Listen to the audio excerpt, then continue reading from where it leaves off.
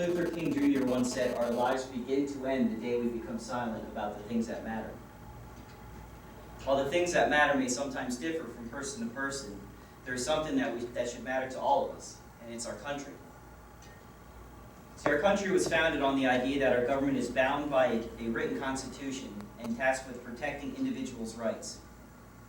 These individual rights are decided on by the representatives we put into elected office. Since 1996, the number of citizens eligible to vote has increased in every presidential election. However, the percentage of eligible voters who actually chose to vote has dropped from 63.6% in 2008 to a low of 61.8% in the recent election of 2012. Turns out that that's a difference of about 10 million people voting.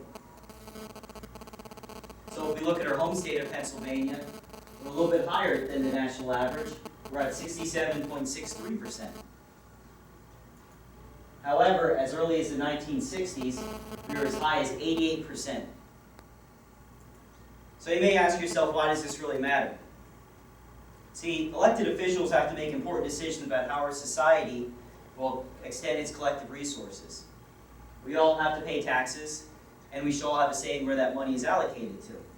Should we pay teachers more to keep them from going on strike?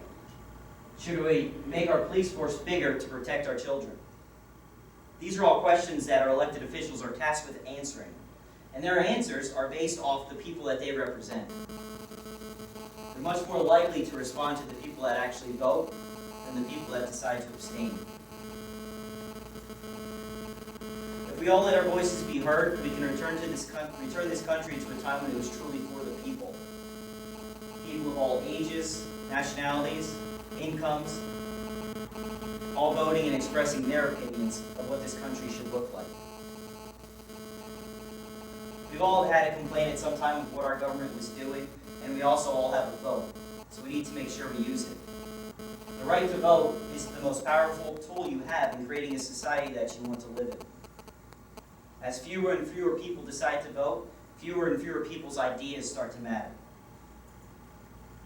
So, take some time, Google your local mayor, your senator, or congressman. Become informed with the decisions that he or she is making based on you. Learn about the different parties and their beliefs. And finally, register to vote, and at the next election, let your voice be heard. Thank you.